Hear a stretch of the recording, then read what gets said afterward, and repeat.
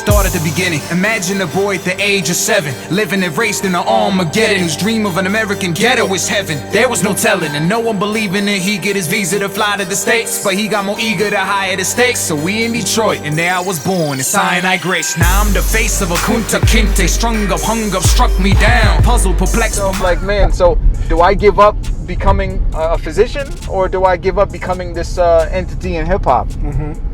So I ended up giving up hip-hop. Okay. I gave up hip-hop. And when was this? Let's hear this. I gave up hip-hop when I got accepted to medical school, and there was a dude that told me to, like, yo, Gamran, you got this far doing all this hip-hop that you've done, but bro, do you have any idea what you're about to get into in medical school? Right. Because I had decided I'm going to medical school. Do you have any idea what amount of studying you have to do in medical school? The amount of time that we're talking about, a place where the walls close in, and talking to your family for a couple minutes on the phone is on your cannot do list. Thick book, reading, learning. And that was the time when I completely gave up rap. So it was just it was a past. It was like the old girlfriend that I adored, and now she's in the past.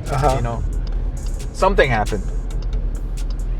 I got a call from the Discovery Channel that they found out about me from FM 98 WJOB, the biggest radio station in Detroit, and that they were shooting a documentary called The Real 8 Mile. This dude has got an interesting story. They're like, this guy's he's in medical school, and he got a record playing on the radio right now. Right. And he's a Pakistani guy. They're like, we got to go pay this guy a visit. So, you know, they came, we shot a documentary, and that got a lot of exposure, and that got me on a lot of the big hip hop websites and stuff like that. A lyrical animal. Get up on it, because he kill him. This is Lazarus. His real name is Cameron. Right now, I'm a med student. You were at the class? Where what? This the class? Yeah, of course. So here I am, first year medical student, and I started working on my album, which was Chapter 1, The Prince Who Would Be King. And this was now, we're going into 2006. I put together the whole album. We had got Royce the 5'9" on there. The Prince Who Would Be King album, we dropped that in 2007. And this is in the middle of my whole studying 18 hours a day business. So I was able to put that album together, rock shows in Detroit and different areas, you know, promoting that album. And then we shot our music video from the record sales that we got, you know, off that album. We ended up shooting Let the Game Know in 2007. That got 1 million views on YouTube, and it just that was when it was like, all right, man, you know, we just made a mark. So how did you do all of this while going through med school at that time? Time management, man. I just I told myself I had to do it. It was kind of like a gun was put to my head. It was like, nope, you have to do this. What time do you sleep? I don't think I slept that much, man. I slept here, a couple hours here, a couple hours there, man. I really sacrificed a lot of sleep during this time. Why? Because I wanted to prove everybody wrong, man. Everybody told me that, you know, you cannot. I heard this word so much. I heard you cannot. And whenever somebody tells me that, something comes in, something gets fired up inside, and I say, nah, I'm gonna prove you wrong. And there were times, you know, don't get me wrong, I'm not trying to paint a picture of, I'm a Superman, and I had struggled so much on this journey and gone through so many moments, countless moments where I said, I'm giving this up, I'm giving up, I'm giving up, I'm giving up. I don't think that there's anybody out there who has thought of giving up as much as I have. And what did you tell yourself to get out of it? Same thing. Don't fear. Remember where you come from. You want to make history with what you're doing. You're not doing this for fun. You're not doing this to make money. You're doing this to make an impact. And so don't think about yourself when you go on this journey. Think about everybody else that can be inspired by what you're doing. That's what I think about. Even till today. I don't think about myself ever. This isn't about my own thing. You know, I get respect from fellow MCs. That means the world to me. But you know, for me to be a popular figure for the sake of being popular, oh, he's the hot thing of the day, or he's the Justin Bieber of the day. That stuff doesn't mean anything to me. What means something to me is the fact that I'm able to do something and use my words in a way that can motivate people in a positive way to rethink what they're doing in their life.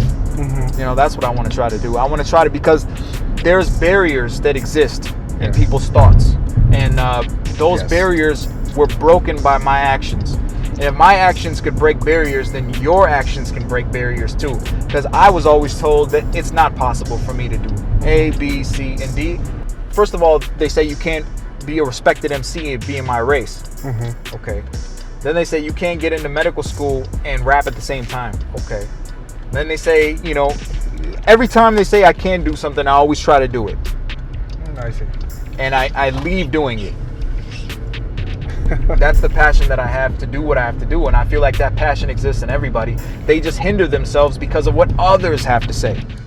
Right. All the great men of society, all the great people that ever did what they did in their life, if they just listened to the guidance of people around them, then would they get to where they are? If they didn't challenge the status quo, would they get to where they are? So what's wrong with challenging the status quo? As long as you believe it, as long as you know what you're capable of, right. What's to stop you? Right, and you're so right. People have so many limiting beliefs, they limit themselves, man. They limit themselves, and that's the main. If there was one message that you could take from me, if there was one message you could take from me and whatever I've done in my 17 years of doing music and medicine, never limit yourself.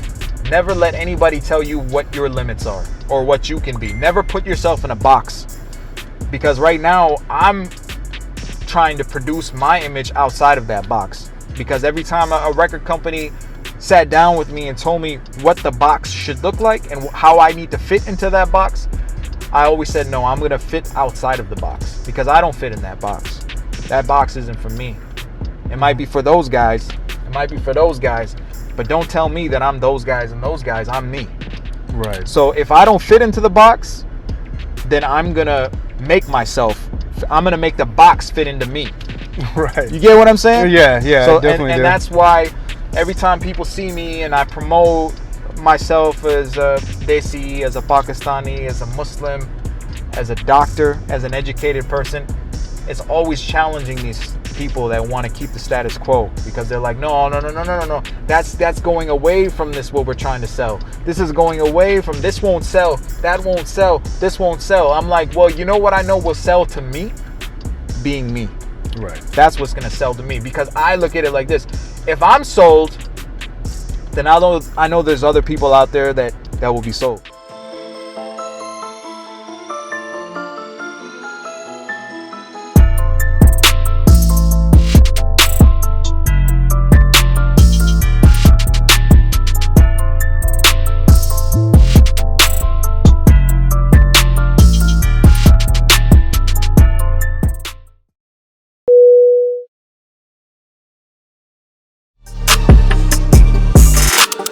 I just feel like, so number one, don't limit yourself. Don't let anybody tell you what you can or what you can't do, and empower yourself. Empower who you are. Take those things that make you unique. This is my advice to any artist that's watching this. Empower what makes you unique. That's the key. Because what's going to happen is, everybody's going to try to say, oh, yeah, he sounds like, or he looks like, or he talks like, or he's this. Try to find that which makes you unique, that creates your identity. So when people think of that, they think of only you. I always thought to myself that I had to conform.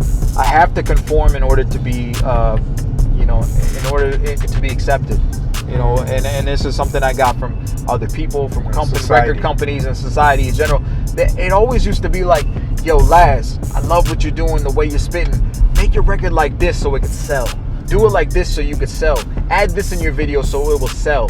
I got that my whole career. So I used to believe that. I used to believe that this is what I need to do. I need to make these changes in myself in order to fit the status quo. Right. Still stay unique, but still I gotta conform in some way. I gotta conform in some way to make myself more marketable and all this other stuff, right? Yeah. So, you know, all the exact A&Rs and stuff, the educated people of hip hop, so quote unquote educated people of hip hop, telling me what I need to do or sound like or change to, you know, to be accepted and stuff like that. So it was always about, yeah, you're outside of the box, but fit into the box.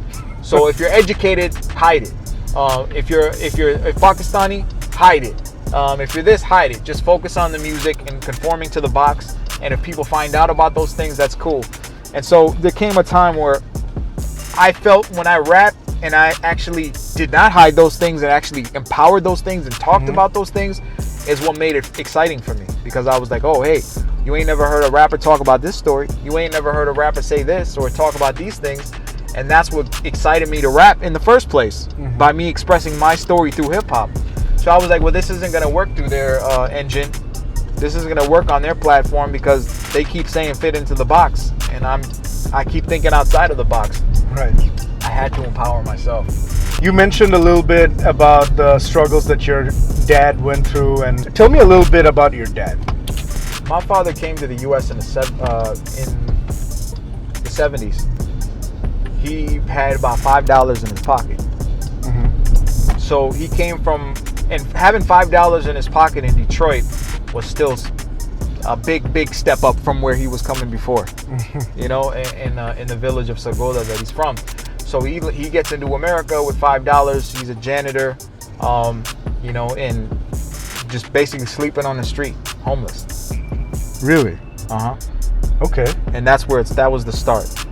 And then he went on to educate himself. He got a degree, got his engineering degree. Okay.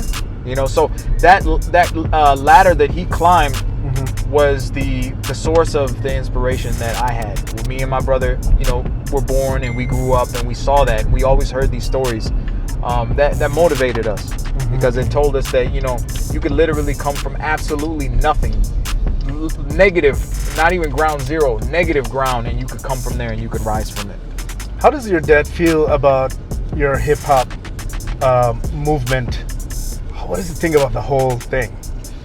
Well, I mean, obviously in the beginning, it was so foreign to, I would say, any Desi parent to think that their kid wants to do hip hop, because the thing that he always used to say is there's no example of what you're trying to do. You're jumping off of a cliff.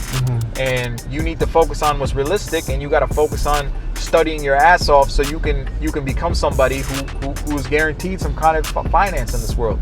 We're a minority in this country, man. Right. Nobody want to give us a job, you know. The only way you're going to get it is if you grab it. Nothing falls in your lap. You got to work your ass off for it. And the way things are, the aspiration is to be an entertainer, a musician, a rapper, whatever you want to become. The chances of you getting to that point are very, very, very, very little. Why? Because there's no example of that. Find me. So then he gave me a breakdown, a percentage. Your chances of making it as a Desi, as a brown guy, as a Pakistani in hip hop is probably 0.0001. It's a breakdown. It's a mathematical breakdown. That's the logical thing. But if that's that voice that was in my head, you know, that I feel every kid has is, yeah, but I can be the first.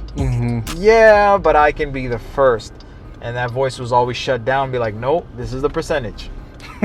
This is the chance for a brown person to make it in America and as a rapper. Show me one person who's doing it. Oh, there is none. But I can be the first. Yeah, this is your percentage. You're telling me something that you're trying to do that the odds of you doing is 1,000,000 to 1. Would you pursue? Would you put your 110% into that? Would you, Raf? Yeah. You would? But we're that kind of people, right? Right. That's why we're doing these shows, so that they do it too. So when somebody tells you that your chances are 1,000,000 to 1, yet you want to give your all, your blood, sweat, tears, your every second of your every day, sacrifice your sleep while everybody else is comfortably resting for 8 hours a night, and you're not doing that because you are so focused that I can be the person to break the 1,000,000 to 1 ratio, then I feel like, you know. You know what? It's probably 1,000,000,000 to 1. It's like a boxing fight, you know? You expect two people fighting each other. You'd be like, oh, this is 100 to 1 odds. He won't win this. But after Buster Douglas beat Mike Tyson, the next time Buster Douglas fought, people didn't jump to the conclusion that Buster Douglas is just going to be a bum who gets knocked out. They started thinking of, wait, let me rethink this. It's interesting that you brought up Buster Douglas, because I think about that a lot myself. When Buster Douglas fought Mike Tyson, at that time, Mike Tyson was undefeated. Yeah, unbeatable. Nobody has defeated him ever, and everybody was saying, nah, he's not going to win. Not as a professional, yeah. Right, and this guy, Buster Douglas, promised his mom, the story goes that he promised his mom that I'm going to be the first one. And then the mom told everybody, you know, like, hey, yeah, my son's going to be the first one to defeat him. But then what happened is that his mom passed away like a few days before the fight. And so he used that pain to like, I gotta win. You gotta win. It's not an option. Right. Yeah, exactly. And that's inspiring, you know. Yeah. And that's also similar to what you said. Like every time you have fear, you think about what your dad's been through, what your family's been through, and how much worse it could really be. Right. So why fear? Why fear? Why fear? Why fear? You know, so... I always think that. My father's seen a million times worse. Why fear? But now they respect him. Gave me a voice that's no longer neglected. Now lost but protected to change the whole world on how hip hop's accepted.